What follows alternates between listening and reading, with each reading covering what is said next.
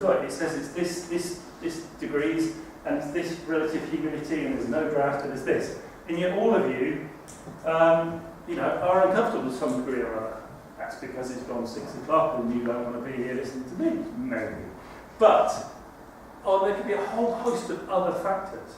But remember what I said about if you were able to tweak the building and actually to express, I don't feel this, I don't feel that, and all the rest of it. A whole other level of insight may come about that had never ever been considered before. Because we were looking at it with the same set of questions, the same eyes, the same view. Whereas if we ask a machine that is just hungry to find out, using self-learning algorithms, we might discover a level of insight. And that is profoundly important, not least. Most of the buildings that a lot of us will work in and work upon are already here. So we need to learn more about what we've already got. Now, conscious of time and then throwing quite a big diagram at you. Strategic definition. It's what stage 0 is called, and in essence, these are the key stages of how you do a process of strategic definition. There are certain key stages, and there are these feed forward and feedback loops, where you are saying, we're here, and we want to be here. But to get there, we need to understand what it is has to be answered to get us to that point. That process will start with a vision. Every student should have a vision. And a vision should be simple and easily understandable, and something that those involved in the final use of the building can buy into. So the vision is, we're never going to have lectures beyond 5 o'clock in the evening. That might be or the vision might be, wow, how are we going to make lectures so exciting that we never want to leave? That seems impractical, but those are the sort of things a vision is. It's not about, I want a building that does this. It might be that I want a building that promotes a certain brand or a certain style. That might be a vision. But those are the sorts of things that vision are about. Once the vision is understood and bought into, and there are various methods and techniques, and we don't have time to go through that, but this is, as I say, it's to give you an overview, it's appropriate to move on to the business case. So the vision might be wonderful, but if a business case cannot be given to bring about that vision, why would you do it? And indeed, could you afford to do it? So the business case is all about why delivering this vision will matter, how it will bring in-use value, how it will bring about benefit, however you might manage that. It might not just be monetary, it might be social, it might be other aspects of welfare, it might be health. It could be any number of things. It's not limited, but it is very much about business case. Business case being constantly revisited against the vision. Is the business case eroding the vision? No? Okay, good. Keep it going forward. Check. Go back. Still taking the big view. Are we likely to be able to get to some reality of this vision on what we are saying? Is that where we want to go? Is it appropriate? Once there is a business case, and the people involved in doing this are not just going to be, and they typically aren't at the moment, built environment professionals. That's part of the problem. They are done by accountants and such like, lawyers, various other things. What is being encouraged here, and bringing this into the plan of work, is involving built environment specialists into that arena.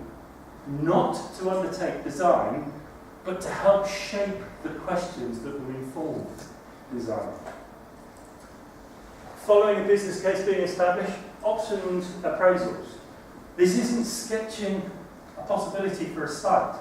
This is looking at, given the vision is agreed, and the business case is there to support it, how might we deliver it? Is it a new building? Is it acquiring an existing building? Is it remodelling a building we've got? Those all might be valid routes. Is it doing nothing at all? Is it changing the organisation? The infamous stories, whether they're true or not, of solving overcrowding on train stations by advising people when they're getting on the train that the stations prior to get on certain parts of the train. Because the overcrowding was everybody was bunching, but if you actually spread the people out on the train, then they're not overcrowded. You don't remodel the station. The answer was actually just organising people, or giving people the opportunity to be organised better. Those sorts of things are what you go for optional approach. Again, constantly checking back to the business case, and this one takes us back to the vision. Until you will actually get to the strategic brief, the question. The strategic brief defining the outcome, the building in use scenario. Not defining the building, nothing to do with the defining a building, because that is what will happen in the next stage, stage 1, and indeed what will happen during design. This is actually saying, right, what will happen? What will occur? How will learning happen in this space? How will healing happen in this space, or whatever it might be? And it's a tough one. And this is one that people are saying, well, it's not about buildings. You're right, it's not about buildings. It's about people in buildings. And that is the fundamental difference. But if you think about it, that's the thing that really matters. Because buildings without people, apart from a very few examples, have no purpose. One of the key tools and methods of working your way through this process is a very simple process called 5 W's and 1 H. Problem or idea. At any stage of the process, whether that's the vision, whether that's part of the options you're looking at, or it's part of business planning, or indeed interrogating the strategic brief to make sure it's right. But asking 5 W's. What is this we're asking about? Where will it happen? When will it happen? Why will it happen? Who will do it? And then finally, the 1H, how. Very deliberately, none of these can be answered with a simple yes, no, or a number. They need to be thought deeper. They are interrelated. None of these have a simple, yes, we'll have one of those, or it should be that big, or it should cost this much. That is a fundamental part as well. It's actually asking the right, again, come back to it, the right sort of questions. Right, please, we are getting close now, because I'm not going to spend much time at all on stage 1, but this is preparing to answer the question. So in stage 0, you have gone through a process to say, right, if we answer this question really well, we will have a fantastic result. Stage 1 is all about how you go about best answering that question. What is the best method of procurement? What sort of team do we want? What sort of skills do we want? Now, why this matters is it sets the basis and the arena for getting the right sort of team and the right sort of expertise around the table at the key point, because you know what question is going to be answered. As opposed to what we might conventionally do is to say, oh, we're going to have a building, so we must have an architect. But we don't need them, and them, because that's further down the process. How do we know that? How do we really know that? How do we know that the bloody engineer might have the greatest solution and that they should lead the process? Until we know what the question is. And yes, I am repeating that because that's the point I want to leave with you more than anything, is the ability to ask questions. You'll notice this is where soft landing starts. So those soft landings has a key part to play in stage 7 to an extent. It doesn't exist in the strategic definition part. This is where this is kind of such a profound area. So, very much looking at time. Conclusions. What are the relevance of stage 7 and 0 in your careers? Assuming that when you graduate you may or may not continue to remain in the built environment. Well, let's put a target, 2050. It's within the point at which maybe you're at the pinnacle of your careers, 35 years from now, where you are top of your game and doing the very, very best you possibly can in this wonderful built environment. Well, guess what? 80% of the buildings that you're ever going to be involved with are already here. Certainly, at least in the developing world. Some of you may be doing stuff in developing countries and such like. Yes, there'll be a lot of building going on there, but certainly here in the UK, it's already here. So what that means is between now and then, there's 35 years of stage 7. There's a huge amount of work to be done in that period to ensure and to understand that those buildings remain to be relevant to society. We can't just worry about the 20% we've got to build. Not least, there isn't enough work for all of you to just focus on that 20%. If we repurposed ourselves, we realise just how much there is to be done. Now, I'll leave you with a little quote here.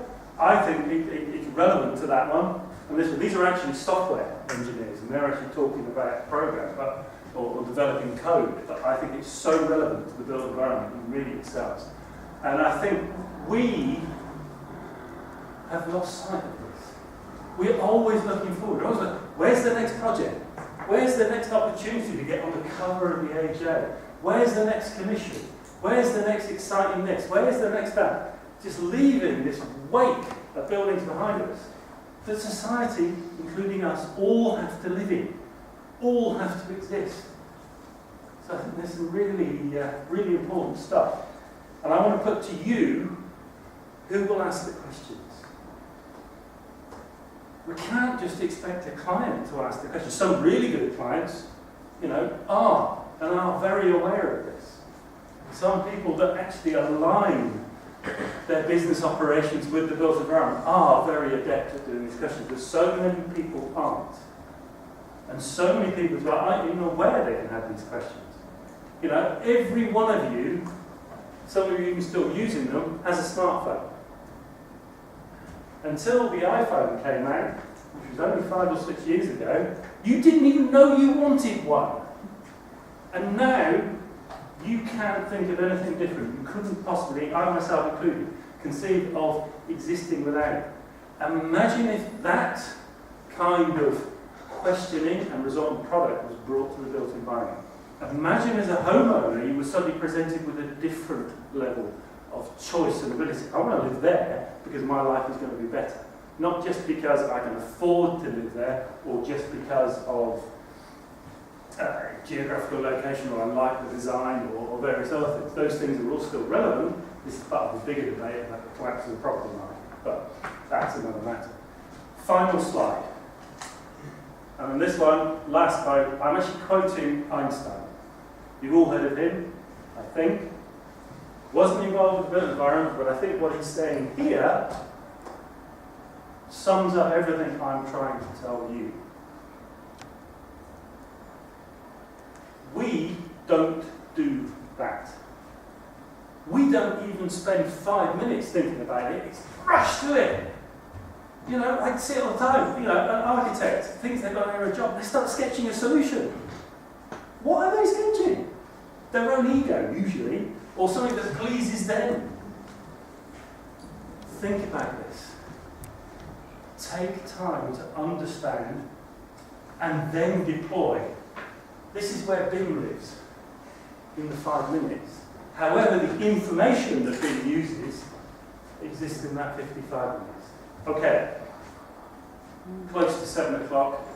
I've said enough. If you have some questions, that's fine. If you don't, that's fine as well. But hopefully that's given you a flavour of this part. It will grow in significance. Stage 0 particularly. Thank you for your time. Oh, question? Thank you for your presentation. Very, very informative. I have one question about planning permission. Yes. Because we want to contribute all the civil engineering, facility managers, at the earliest stages of. But most of the time, clients without any solid planning permission, they don't want to go to the process. They don't know who's the facility manager. They don't even know that if they can get the planning permission process. Yeah. So how could you answer planning permission obstacle in this process? Well, planning permission is likely to evolve over the coming years, particularly as we move from BIM level 2 to BIM level 3. I was going to mention BIM, but there we go. And the idea that actually understanding whether or not planning permission is possible could actually be achieved much easier by, say, dropping a conceptual design into a portal held by a local authority to actually then, that it can respond to its planning and say, well, you're not going to do this, but maybe aware of this, that, and various other things. But part of what you're talking about there is, again, the kind of stage-by-stage limited view of the process. So someone said, I don't do that because I don't know if I go that or the rest of it. What we're talking about is a shift in emphasis. People say, well, if we want to look at this endgame scenario, we need to be aware of these pieces along the way. And so it becomes less of an issue. You know, we have created this scenario where people expect, I don't do that because I don't know if I can get permission or various other things. But you know, there's a wholesale shift in emphasis, a wholesale shift that I think will shift from product focus, i.e. buildings, towards service focus, i.e.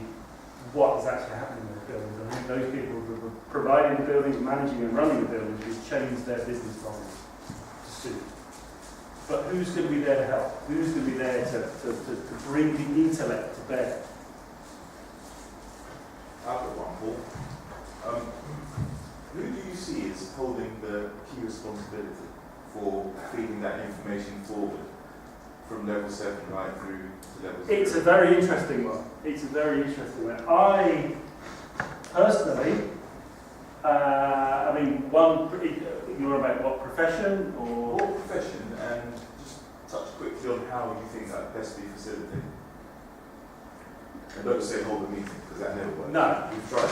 No, I did. I mean, as a custodian, I don't know. I think there are responsibility on building owners to take greater responsibility there. But I think more so, my profession or a hybrid version of my profession ought to step up to the plate and take that role.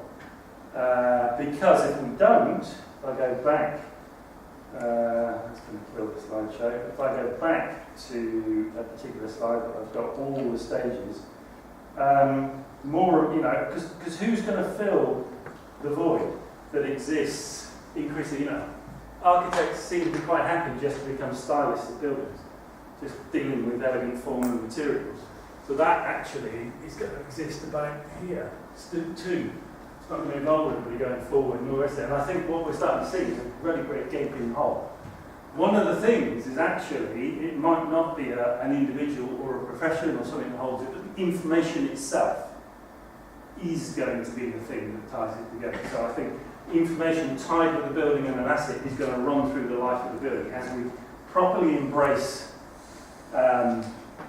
big data and the potential of big data, where to store live and constantly evolving sets of data, interrogating that and being able to interrogate that is where you will start to find the kind of stuff you're talking about. So as to who might do that, I don't know. There is possibility that the reason that the software and IT industries have adopted the word architect is maybe they understand it better than we do anymore. Because actually the role looks more there of an integrator, of someone who actually isn't involved in the minutiae, but actually involved with the bigger thing and helping see, if you like, the complete solution be brought into place. Does that probably not fully answer? I'm not sure.